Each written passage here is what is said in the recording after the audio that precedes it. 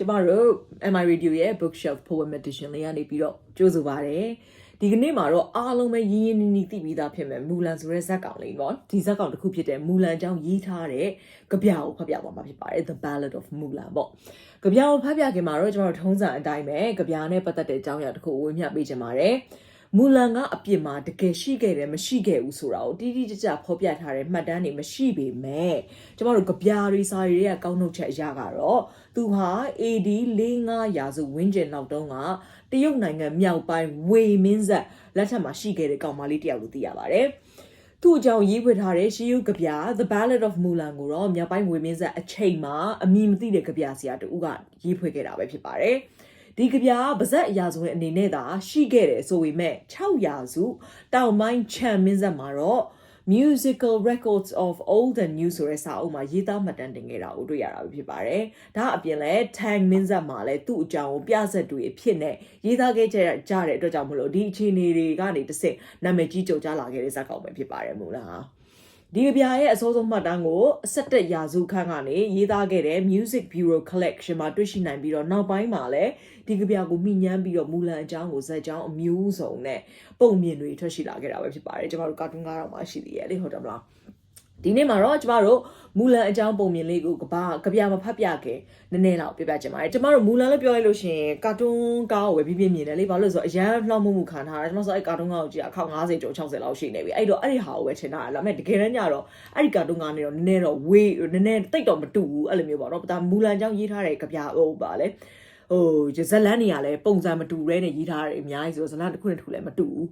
အဲ့တော့မူလန်ဟာရှေးခေတ်တရုတ်စာပေတွေထဲမှာထင်ရှားကြကြတဲ့ဇာတ်ကောင်တစ်ခုဖြစ်ခဲ့တဲ့အပြင်အခုခေတ်မှာလည်း Disney Princess တွေကကျွန်တော်တို့ခုပြန်လာပြောတဲ့အတိုင်းပဲလေတိုက်ခတ်တဲ့မင်းသမီးမူလန်အနေနဲ့လည်းကဘာကျလူကြိုက်များကြတာဖြစ်ပါတယ်မူလန်ပုံမြင်ကဇတ်သိမ်းအမျိုးမျိုးနောက်ခံကာလအမျိုးမျိုးရှိခဲ့ပေမဲ့ဇလန်ကတော့အဖေဖြစ်သူကိုစားတကယ်အဓိကဇလန်ကြော်ယူဟာအဖေဖြစ်သူရဲ့ကိုစားအဖေကိုစစ်မတိုက်စေခြင်းတဲ့အတွက်ကိုကမိမိရဲ့တမင်းရနေပြီးတော့စစ်တိုက်ထွက်ပေးပြီးတော့နိုင်ငံကိုကာကွယ်ပေးတဲ့ကောက်ပါလေးအကြောင်းရေးထားတာပဲဖြစ်ပါတယ်။ဘာလို့ပဲဇလန် ending တွေပါတယ်မတူဇလန်ကြော်ယူရတဲ့တခုပဲ။ပုံမြင်ထဲမှာတော့စူမင်းဆက်အင်အားကျဆင်းနေတဲ့အချိန်မှာရှေ့ပိုင်းတူရကီလူမျိုးတွေကသဘုံတွေကိုပုံကန်သူတွေကိုအားဖြစ်ပေးနေတဲ့အချိန်ကိုနောက်ခံထားတာပဲဖြစ်ပါတယ်။မူလန်ဖေကတူရကီလူမျိုးဖြစ်ပြီးတော့အမေကတော့တရုတ်လူမျိုးတစ်ယောက်ဖြစ်တာပဲဖြစ်ပါတယ်။တူရကီဘီရင်ကသူ့အဖေကိုစစ်မှုထမ်းဖို့ခေါ်တဲ့အချိန်မှာတော့သူကသူ့အဖေကိုစားစစ်မှုဝန်ထမ်းပေးခဲ့တာပဲဖြစ်ပါတယ်ကာတွန်းထဲမှာတော့သူ့အဖေအသေးမှာ6ယောက်မကောင်းလို့ဆိုပြီးတော့သူ့အဖေစားသူသွားမယ်ဆိုပြီးယောက်ျားလေးနဲ့ဟန်ဆောင်ပြီးတော့သူကသွားခဲ့တာအဲ့ဒီနောက်မှာတော့သူကအမျိုးသမီးစစ်တဲ့တော်တယောက်ရဲ့ဖမ်းဆီးတာကိုခံခဲ့ရပြီးတော့အဲ့အမျိုးသမီးကလည်းဒီမူလရဲ့အရေးချင်းကိုသဘောကျတဲ့အတွက်ကြောင့်မို့လို့လက်ထောက်အနေနဲ့တာဝန်ခံအပ်ခဲ့တာဖြစ်ပါတယ်ဒီအရာကပဲသူ့ကိုအဲ့မူလန်ကိုအနိုင်ရတဲ့ဘက်မှာနေစေပြီးတော့အသက်ရှင်စေခဲ့တာပဲဖြစ်ပါတယ်စစ်ပွဲပြီးသွားတဲ့အချိန်မှာတော့ဘရင်ကစစ်ပွဲတော့မူလန်ကရန်သူဘက်ကနေပြီးတော့ပါခဲ့တယ်လာခဲ့တယ်ဆိုတာကိုသိသွားခဲ့တဲ့အချိန်မှာသူကအရှက်ခွဲချင်တဲ့အတွက်ကြောင့်မလို့မူလန်ကိုလုတ်တော်လုတ်ဖို့အမိန့်ပေးတဲ့အခါမှာမူလန်ကလည်းဘရင်အမိန့်ကိုသူကစန့်ကျင်ပြီးတော့ကိုအဆုံးစီရင်ခဲ့တာဖြစ်ပါတယ်ဒါကတော့ကျမတို့မသိတယ်ကျမတို့တခါမှမဖတ်ဘူးတဲ့ဇလန်ပုံစံပေါ့ဒါကတော့မူလန်အကြောင်းရေးသားထားခဲ့တဲ့ပုံမြင်တွေက set ending နဲ့အဆုံးသတ်ထားတဲ့ဒါပုံမြင်နောက်တစ်ခုပေါ့နော်ကျမတို့တခါမှမဖတ်ဘူး The Ballad of Mulan ကြပြဟာဆိုလို့ရှိရင်ဒီ Mulan ကမိသားစုမသိအောင်အဖေကိုစားစစ်တိုက်ထွက်ပေးရကနေပြီးတော့စစ်ပွဲတွင်တွေ့ကြုံရတာတွေနဲ့ပြီးတော့နောက်ဆုံးအိမ်ကိုပြန်လာနိုင်တာကိုပြောပြနေတဲ့ပုံစံနဲ့ရေးဖွဲ့ထားတဲ့ကြပြလေးပဲဖြစ်ပါတယ် All right, it is now time to read our poem of the day, The Ballad of Mulan. Enjoy. The Ballad of Mulan.The sound of one sigh after another as Mulan weaves at the doorway. No sound of the loom and shuttle, only that of the girl lamenting. Ask her of whom she thinks. Ask her for whom she longs.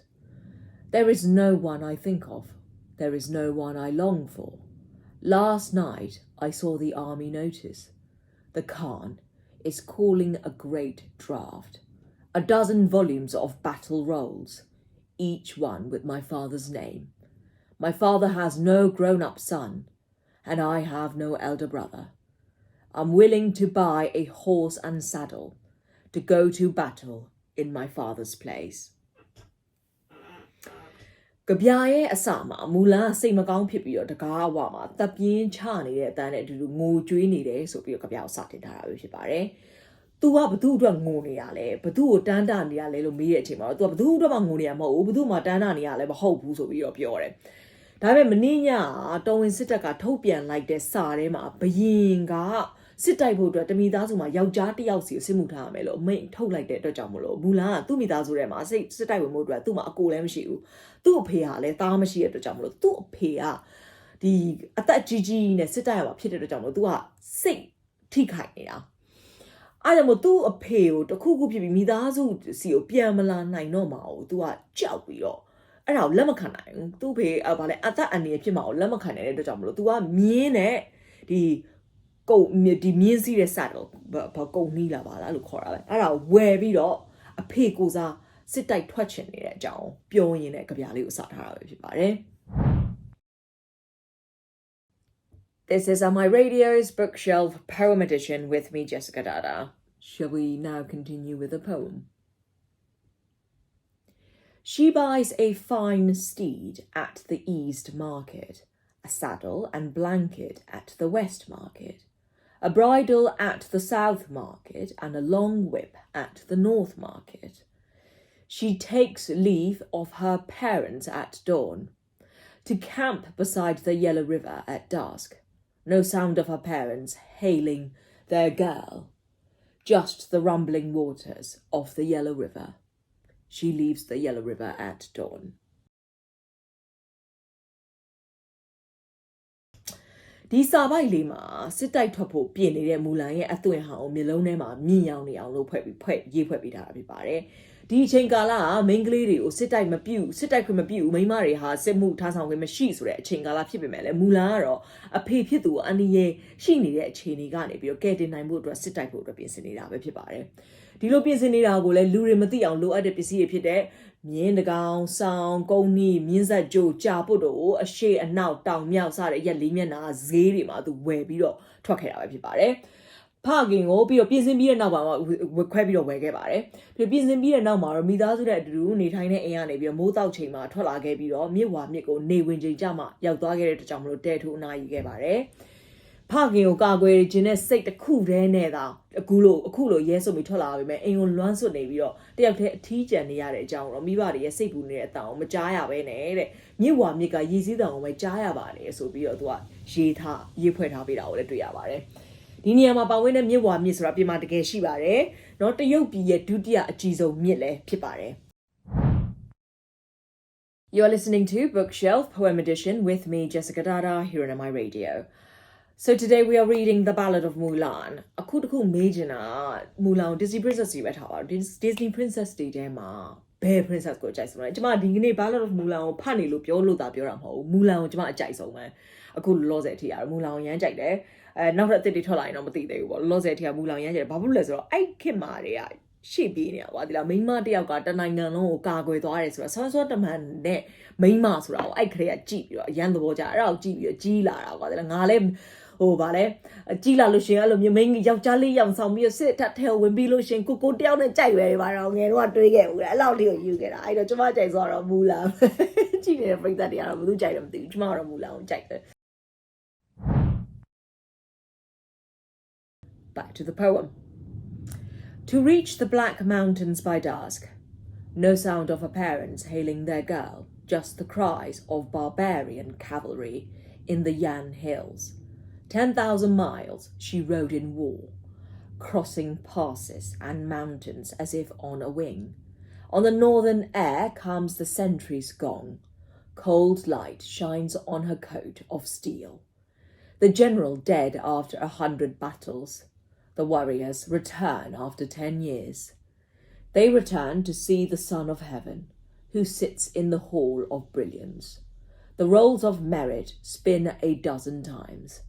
Rewards in the hundreds and thousands. The Khan asks her what she desires. I've no need for the post of a gentleman official. I ask for the swiftest horse to carry me back to my hometown. Okay, မြန်မာလိုလေးတစ်ချက်လောက်ကြည့်လိုက်အောင် မြေဝါမြစ်ကိုဖြတ်ပြီးတော့နေဝင်ချိန်နဲ့ရောက်မှာတော့အနက်ရောင်တောင်တန်းနေစီကိုသူကရောက်သွားခဲ့တာပဲဖြစ်ပါတယ်အဲ့လိုရောက်သွားတဲ့အချိန်မှာလေသူ့ကိုတတိယလို့ခေါ်နေတဲ့မိဘတွေရဲ့အတန်ကိုမကြားရပဲသူကြားရတဲ့အတန်တွေကရန်တောင်တန်းမှာပြင်းပြင်းထန်ထန်တိုက်ပွဲဝင်နေတဲ့ရန်သူတွေရဲ့မြင်းခွာတန်တွေကိုပဲကြားရတာဖြစ်ပါတယ်ဒီနောက်မှာတော့မူလန်ကမိုင်ထောင်ပေါင်းများစွာခရီးတွေနှင်းရှုံမြောင်းတွေအတွေ့အကြုံဖြတ်ကျော်ပြီးတော့တိုက်ပွဲခက်ခက်ကြမ်းတောင်ဝင်ခဲ့ရတာပဲဖြစ်ပါတယ်သူနဲ့အတူရှိပေးနေတာဆိုလို့မြောက်ရက်ကအေးမြတဲ့လေထုနဲ့ညအချိန်မှာသူ့ရဲ့တကြက်ကာတွေပေါ်နားခုတတ်တဲ့လာရောက်နေပဲဖြစ်ပါတယ်ဒါအထီးကျန်တဲ့ loneliness ကိုသူကရေးပြတေးချာလေးလှလှပပလေးဖော်ကျူးပေးတာပါသိလားစစ်တိုက်ဖက်တွေရဲ့အသက်ကိုစတေးခဲ့ရတယ်10နှစ်ကျော်ကြာတိုက်ခဲ့ရတဲ့စစ်ပွဲရားချီအပီးမှာတော့တဲ့စစ်သေးတော်တွေကလည်းအိမ်ပြန်လာခဲ့ကြပြီဒီလိုပြန်ရောက်လာတဲ့အချိန်မှာတော့ကောင်းကင်ဘုံရဲ့သားတော်ဘရင်မင်းမြတ်ကလက်ဖျားခါလောက်အောင်လှတဲ့တောက်ပါတဲ့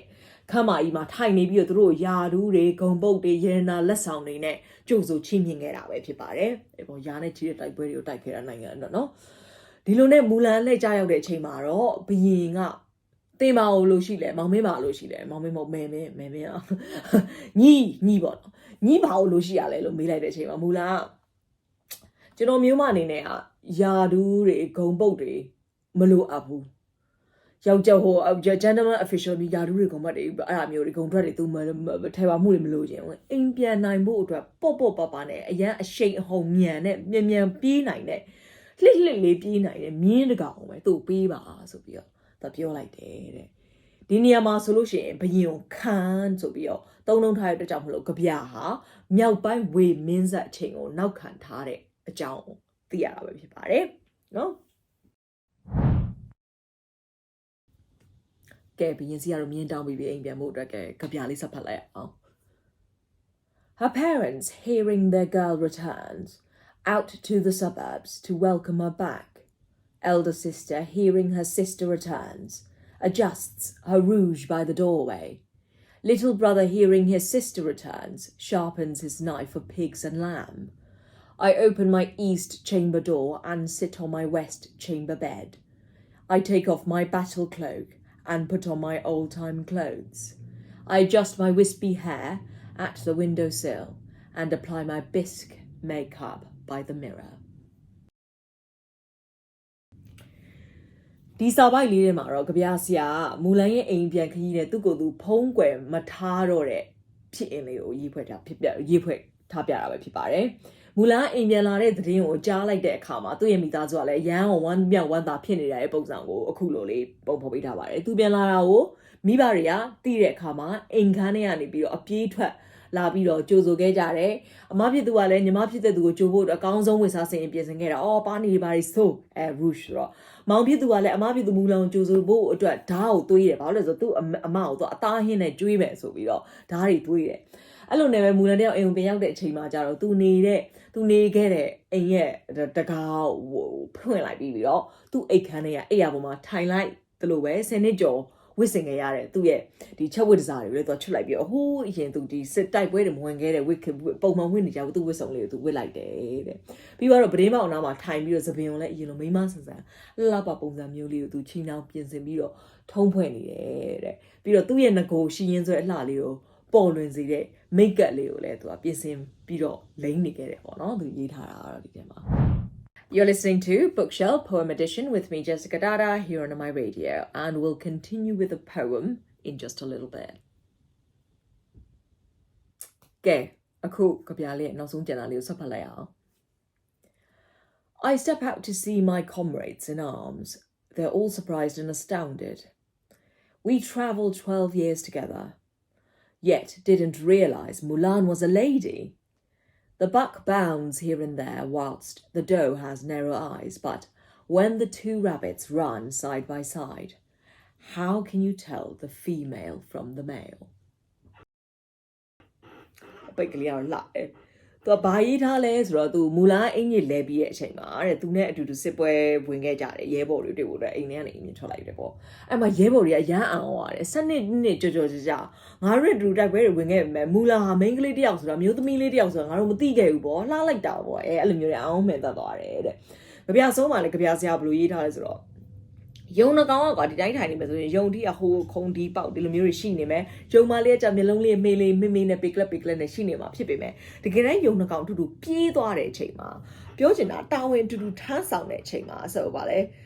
ဗာလဲ capabilities ကတူနေတဲ့အချိန်မှာ capable ဖြစ်နေတဲ့အချိန်မှာကြတော့အဲ့လိုပြီးသွားတဲ့အချိန်မှာဘယ်သူကအထီးလဲဘယ်သူကအမလဲဆိုတာကိုဘလို့မှမသိနိုင်တော့ဘူးဆိုတာကိုပြောတာဒါကပြောလို့ရှိရင်တော့မိန်းမတွေကယောက်ျားတွေနဲ့ရင်ပေါင်တန်းနိုင်တယ်ဆိုပြီးအဓိပ္ပာယ်တော့ကျမကတော့ကောက်တာပဲအဲ့လိုဒီမှာရေးထားတဲ့ပုံစံကတော့တဲ့မလားမိန်းမရဲ့ယောက်ျားတွေရင်ပေါင်တိုင်းနေတဲ့အချိန်မှာဒါဟာမိန်းမလားဒါယောက်ျားလားဆိုတော့ခွဲလို့မရတော့ဘူးဂျန်တာဆိုတော့မရှိတော့ဘူးလို့ကျမတို့ယူဆရတယ်အဲ့ခေတ်တော့အတွက်ကတော့ဒီဥစ္စာအရန် forward ဖြစ်လို့နေတာမဲ့အခုခေတ်မှာဆိုတော့ woke ဖြစ်မှရမယ်ဆိုတော့ကျမတို့လိုပဲတွေးလိုက်တယ်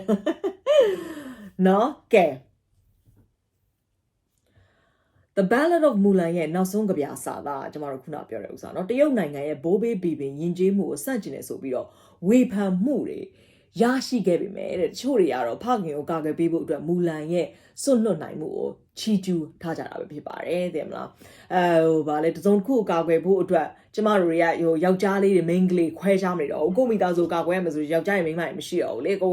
စွမ်းတဲ့လောက်ကတော့ချမှာပဲဆိုတဲ့ပုံစံမျိုးပဲဒါမှအဲ့ခေတ်တုန်းအတွက်ကတော့သူတို့ဝေဖန်မှုခံရတယ်ပေါ့နော်ဝေဖန်တဲ့လူတွေကတော့လည်းအော်ဒါဖက်အေကိုကာကွယ်ခြင်းနဲ့စိတ်နဲ့သမီးကသွားခဲ့တာပဲဆိုပြီးတော့လည်းမဝေဖန်ဘူးပေါ့ပုံမြင်လေးကတော့ဒါပါပဲရှင်And that concludes Bookshelf Poem Edition with me, Jessica Dada. If you liked our show, don't forget to join us next time. Take care and bye.